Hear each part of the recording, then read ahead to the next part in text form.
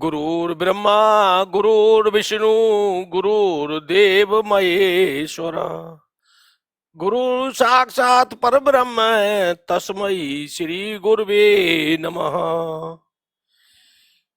मेरे आराध्य देव श्री गुरु महाराज अनंत श्री विभूषित इंद्रप्रस्थ एवं हरियाणा पीठाधीश्वर श्री मध्य जगत गुरु रामानुजाचार्य वैकुंठवासी स्वामी सुदर्शन महाराज के पावन कमल चरणों में सत सत नमन। संस्थापक श्री लक्ष्मी नारायण दिव्य धाम सिद्धदाता आश्रम सूरजकुंड रोड फरीदाबाद। आज का दिन महापर्व का दिन है। आज गुरु पूर्णिमा है। गुरु पूर्णिमा का अर्थ है गुरु प्लस पूर्ण प्लस मां, अर्थात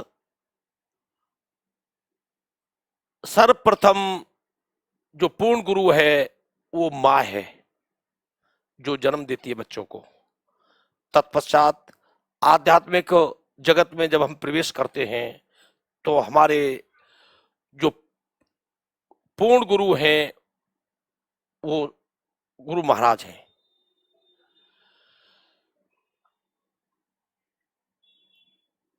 वर्तमान पीठाधीश्वर जगत गुरु श्री रामानुजाचार्य स्वामी श्री पुरुषोत्तमाचार्य महाराज के चरणों में नमन करते हुए और सभी गुरु भक्तों को मेरी तरफ से, श्री गुरु महाराज की तरफ से सभी को हार्दिक शुभकामनाएं, अभिनंदन। क्योंकि गुरु का जो ज्ञान है वो भंडार है। गुरु मानव और भगवान के बीच की एक वो कड़ी है जो मानव को भगवान से दर्शन कराती है, मोक्ष को प्रदान करवाती है। हमारे गुरु महाराज कहते थे कि मेरी जो गाड़ी है वो खटारा गाड़ी है, परंतु भक्तों जो मेरी गाड़ी में जो टिकट ले लेगा वो भवसागर से पार पूर्ण रूप से होना है। क्योंकि गुरु के प्रति पूर्ण शरणागत होना एक अपने आप में बहुत अहम बात है। जो गुरु के प्रति पूर्ण शरणागत है तो भवसागर से क्या, वो हर सागर से पार होगा। क्योंकि गुरु महाराज कहते थे कि मेरा टिकट नहीं लगती क्योंकि पैसे नहीं लेता मैं, परंतु मेरी खटा गाड़ी में जो बैठ गया वो भवसागर से पार होना ही होना है। बोल श्री गुरु महाराज की। तो एक छोटा सा प्रसंग, क्योंकि सत्संग और कीर्तन जो होते हैं तो हमारे गुरु महाराज कहते थे कि उसका क्या महत्व है सत्संग सुनने का। एक बार 4 चोर जो चोरी करके जा रहे थे, राजा के यहाँ चोरी करी थी उन्होंने, दौड़े जा रहे थे पीछे। राजा साहब के जो गुप्तचर थे, पुलिस वाले थे, उनके पीछे दौड़ रहे थे। तो आगे हमारे गुरु महाराज का सत्संग चल रहा था। तो प्रसंग उसमें आया था कि जब पृथ्वी लोक पर भगवान दर्शन देने आते हैं मनुष्य को, तो उनके पैर जमीन से 9 इंची से 12 इंची तक ऊपर होते हैं, जमीन पर नहीं टिकते। वो जो चोर भगे जा रहे थे उनमें से एक चोर ने उसको थोड़ा अपने कानों में सुन लिया और वो आगे चले गए। 3 चोर तो चले गए, एक चोर उसके जो पुलिस उनके पीछे पड़ी हुई थी, पुलिस ने पकड़ लिया। अब भक्तों पुलिस वाले थाने में ले गए उसको, काफी टॉर्चर किया, 3rd डिग्री इस्तेमाल किया उसके, परंतु चोर ने हाँ नहीं किया। पुलिस वाले भी हताश होके बैठ गए। उन्होंने सोचा कहीं ऐसा तो नहीं हम इसको गलत मार रहे हों, गलत पीट रहे हों, क्योंकि जब हाँ ही नहीं कर रहा, इतनी हमने इसको मार दी है, इतनी मार पे तो ये काफी टूट जाता।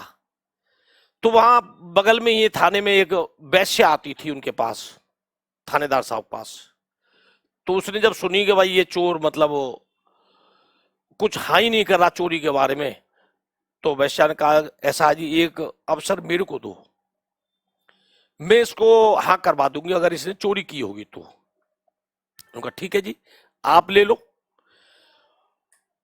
तो मतलब वो उन्होंने रात को 12 बजे के बाद में जो वेश्या थी उसने एक काली का रूप धारण करके और वो जो चोर जहां था उसके पास पहुंच गई, क्योंकि भक्तों को चोर काली माँ की बहुत पूजा करते हैं, बड़ी आराधना करते हैं और काली के सामने वो झूठ नहीं बोलते। तो जब वो काली का रूप धारण करके आ गई तो उसने कहा, अरे बच्चे बैठा हो जा।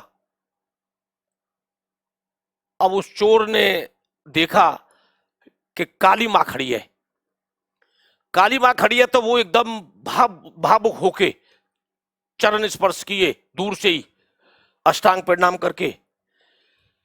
परंतु उनको सत्संग के जो शब्द थे जो कानों में पड़े थे कि जब भी भगवान पृथ्वी लोक पर मनुष्य को दर्शन देने के लिए आएंगे तो उनके 9 इंची से 12 इंची तक पैर ऊपर रहेंगे, उसको ध्यान आ गया एकदम। जब उसने चरण उसके देखे काली माँ के, तो चरण तो धरती पर टिके हुए थे। उसने कहा ये तो बनावटी है, ये कोई काली माँ नहीं है। उसने कहा माँ मैंने चोरी नहीं की है, क्योंकि बार बार वो काली माँ कह रही थी बेटा चोरी की है तूने, हाँ कर दे। परंतु जब उसने कहा कि माँ मैंने चोरी नहीं की है, तो उसकी समझ में आ गई वाकई में चोर नहीं है। काली माँ वापिस थानेदार साहब के पास आ गई, उनको कहा कि ऐसा करो इसको छोड़ दो आप, ये चोर नहीं है, क्योंकि अगर ये चोर होता तो ये मेरे से झूठ नहीं बोलता। सुबह होते ही थानेदार साहब ने उस चोर को छोड़ दिया। अब चोर ने क्या काम किया, जो चोरी करके जो सामान लाया था उस सारा सामान अपना बांध के राजा साहब के पास पहुंच गया कि राजा साहब फलाने दिन मैंने आपके यहाँ चोरी करी थी और ये फलाना फलाना इस सामान है, वहां से आपके सामान लिया था हमने और ये सामान अपना ले लो। तो राजा साहब ने देखा कि सामान वाकई में ही हमारा है, हीरे जवाहरात भी थे, चांदी के बर्तन भी थे। उनका ऐसा करो भाई, जो कोषाध्यक्ष को बुलाया गया, भाई ऐसा करो इसको जमा कर लो भंडार में, ये सामान तो हमारा ही है। परंतु राजा की समझ में आई ये चोर चोरी करके ले गया, परंतु ये वापस क्यों कर रहा है। उनको भाई मांग क्या मांगता है तू। उनका महाराज मैं मांगता कुछ नहीं हूं, परंतु मेरे को आप नौकरी पे रख लो। राजा साहब ने सोचा कहीं ऐसा तो नहीं कि अभी मेरा थोड़ा सामान चुराया है कि कल को और ज्यादा सामान चुरा ले जाए। चोर ने कहा राजा साहब मैंने चोरी छोड़ दी है, मैंने अपने गुरु महाराज का, जो महाराज जी सत्संग दे रहे थे उनका सत्संग सुना और मैं अब चोरी नहीं करूंगा। मेरे को अब नसीहत मिल गई है, सत्संग के जो 2 प्रवचन मिल गए मेरे को, उनके सहारे से मैं अब तर जाऊंगा। राजा साहब ने यकीन कर लिया, भाई ठीक है। उन्होंने सोचा कि इसको ऐसा करो, इसको घुड़सवार में नौकरी पर रख लेते हैं, क्योंकि घुड़सवार में चुरा के क्या ले जाएगा, एक आध घोड़ा ले जाएगा चुरा के। घुड़सवार में उसको नौकरी पर रख लिया। तो घुड़सवार में उसने इतना बढ़िया सिस्टम कर दिया वहां का। तो राजा साहब के पास में जो वहां के गुप्तचर थे, उनका महाराज जो नया नौकर आया है उन्होंने तो बहुत बढ़िया सिस्टम कर दिया। पहले इधर उधर लीद पड़ी रहती थी, वो तो उसने सिस्टम ऐसा बना दिया कि लीद एक जगह कर दी, चारा एक जगह कर दिया, दाना पानी एक जगह कर दिया, ये तो सारा सिस्टम बना दिया। राजा साहब बड़े खुश हुए, बन के ऐसा करो उसको बुलाओ मेरे पास। उनको बुला के लाए कि महाराज बुला रहे हैं आपको, कि भैया ऐसा करो तुम्हारा हमने प्रमोशन कर दिया, तुम हमारा भंडार है जहां से हम राशन वगैरह इशू करते हैं, जो रसोई में जाता हमारा भंडार में से, तो वहां आपको नौकरी करनी है। अब तो महाराज जहां आप करवाएंगे वहां करूंगा मैं। अब भंडार में पहुंच गया तो भंडार में पहले दाल चीनी वगैरह ऐसी बिखरी रखी थी, आटा वगैरह, उसने सब ड्रम वगैरह सिस्टम ऐसा करा दिया कि जितना सामान आता है वो ड्रमों में, उसके बाद इशू होता है, जो जाता है सामान रसोई के लिए वो सामान सारा बिखरा पड़ा होता था। उसने सारा सिस्टम वहां का भी अच्छा कर दिया। फिर कुछ दिन बाद फिर गुप्तचरों ने कहा कि महाराज ये तो वाकई में हीरा है, आप इसको चोर कहते हैं तो ये तो चोर नहीं है, ये तो हीरा है। इसने तो वहां का सिस्टम भी बहुत अच्छा कर दिया, आप जाके देखें। राजा साहब ने उसको बुलाया कि वंगे ऐसा करो भाई, इसको मेरे प्राइवेट सेक्रेटरी रख दो, क्योंकि ये आदमी बहुत बढ़िया है, दिमागदार है, और मेरे को ऐसे आदमी की ही जरूरत है। राजा साहब ने उसको प्राइवेट सेक्रेटरी रख लिया अपने पास। प्राइवेट सेक्रेटरी रख लिया तो राजा साहब को बड़े अच्छे अच्छे सुझाव देता था कि राजा साहब ऐसा कर लो, राजा साहब ये कर लो। तो अच्छे अच्छे सुझावों को राजा अपने पास रख लेता था। अब राजा साहब ने सोचा कि मन की ये तो वाकई में बहुत बढ़िया है, और ये इसने चोरी भी छोड़ दी। अगर ये चोरी करता तो ये हमारे पास चोरी अब तक कर लेता। कुछ दिन बाद राजा साहब को बाहर जाना पड़ गया। राजा साहब ने कहा कि भाई ऐसा करो, अब तुम सारी कमान तुम अपने पास रखना और तुम्हारी देखरेख चलेगी, और मैं 1-2 महीने के लिए बाहर जा रहा हूं, कोई आवश्यक काम है मेरे को। तो उसने कहा, चोर ने को, ठीक है महाराज आप जाओ, जैसे चल रहा है उससे भी ठीक अपने हिसाब से मैं करूंगा, ईमानदारी से करूंगा, धर्म के साथ करूंगा, आप बेफिक्र होकर जाइए। राजा साहब चले गए। अब क्या होता है कि 2-4 दिन तो बगीचों से फूल आए रानियों महारानियों के लिए, गजरे में फूल लगाती थी, मंदिर में पूजा होती थी, तो बाग से माली के पास से फूल लाते थे। तो 2-4-6 दिन बाद फूल आना बंद हो गया। वहां के लोगों ने उसको नीचा दिखाने के लिए वो फूल बेचना चालू कर दिया कि जो भी नुकसान होगा, जो भी परेशानी आएगी, सब इस चोर को आएगी, हमारे को तो आएगी नहीं, क्योंकि सारा कमांड इसके हाथ में दे दिया राजा साहब ने। क्यों जेलसी हो जाती है एक दूसरे को देख के। तो 1-2 महीने के बाद में राजा साहब वापस आए तो रानियों ने शिकायत लगाई कि महाराज, जो तुम्हारा आदमी है, जो पर्सनल सेक्रेटरी है, 2-4-6 दिन तुम्हारे पास फूल आए थे गजरों के लिए, पूजा के लिए, हमारे यहाँ फूल आना भी बंद हो गया, जरूर इसने बेचे होंगे फूलों को। राजा साहब को भी थोड़ा सा अंदर से गुस्सा आया कि रानी हमारी सही कह रही है। उन्होंने माली को बुलाया सुबह सुबह, उनके ऐसा करना, मैं पहले आदमी को भेजूंगा तो उसका सर कलम कर देना, दूसरा आदमी मेरा जाएगा, एक टोकरे में सजा के रख के कपड़े से ढक के उस सिर को दे देना। जी महाराज। माली चला गया, उसी को बुलाया चोर को, वन की ऐसा करो भाई, बगीचे से फूल ले आओ। जी महाराज। वो चल दिया फूल लेने के लिए। रास्ते में श्री गुरु महाराज का सत्संग चल रहा था, और हमारे गुरु महाराज कहते हैं कि कितने भी काम हो, 100 काम भी छोड़ के आपको सत्संग सुनना चाहिए। वो सत्संग सुनने के लिए बैठ गया। सत्संग में काफी टाइम लग गया। फिर अन्नपूर्णा भी मेहरबान थी, उसने भोजन प्रसाद भी लिया, क्योंकि गुरु महाराज कहते कि पूर्ण फल तभी मिलता है जब भोजन का प्रसाद आप प्रसाद ग्रहण करें। उसने वो भी ग्रहण किया। उसके बाद वो जब उपवन के लिए गया, बगीचे के लिए गया, तो देखा तो माली ने एक टोकरे में जो दूसरा आदमी भेजना था वो भेज दिया, उसका सर कलम करके उसको दे दिया। वापिस राज दरबार में आ गया, महाराज जी को बोला कि महाराज ये लो, ये माली साहब ने दिया है। उन्होंने देखा, मैंने तेरे को पहले भेजा था, उसको बाद में भेजा था, उसका सर कलम हो गया और तू बच के आ गया।